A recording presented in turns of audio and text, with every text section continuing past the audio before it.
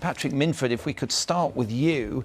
The Liz Truss formula certainly got a lot of attention today, but isn't cutting taxes a recipe in this situation for more inflation and greater government indebtedness? No, it isn't, because what cutting taxes does is it improves the supply side. It increases supply, which directly reduces inflation, of course. And the other point is that when you are getting the Bank of England to raise interest rates to control inflation, you need to have a coordinated strategy between fiscal and monetary policy. We've got two instruments, and fiscal policy can help to stop the economy going into recession while the bank is raising interest rates to control inflation. And that's completely, research shows, our research shows that this is the best combination of policy instruments for dealing with the problems we face. We'll come back to inflation in a moment, but I just wanted quickly to pick you up on what you said at the start there about the supply side.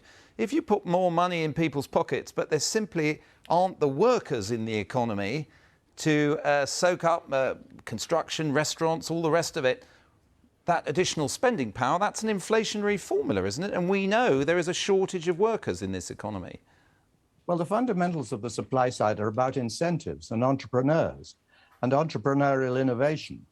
And by raising corporation tax, as Rishi Sunak is planning, which Liz Truss is going to reverse, that reduces incentives for businesses to innovate, and so directly hits productivity, which is the key to growth, really.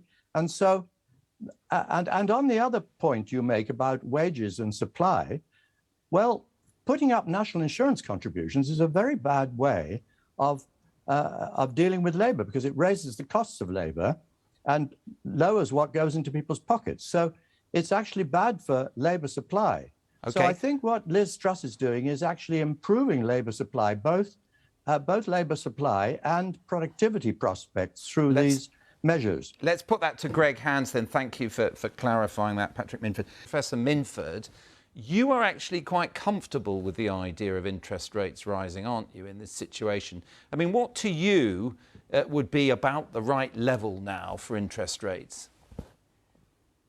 Well, they have to be determined by the bank, which is charged with the job of controlling inflation, and the bank will have to raise rates to get inflation down.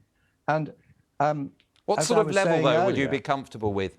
5%, higher, 10%, or? Well, we don't really know until we see the effect of it as it goes on. I mean, already, in fact, there's quite a big tightening in the markets. As you know, we're moving into a bear market, and so already, and the money supply growth rate has come right down. So we're already seeing quite a lot of effects of the tightening we've already had. So it's premature. We have to see how we go with the tightening. But my point is that there is a risk, of course, from the tightening that we go into recession.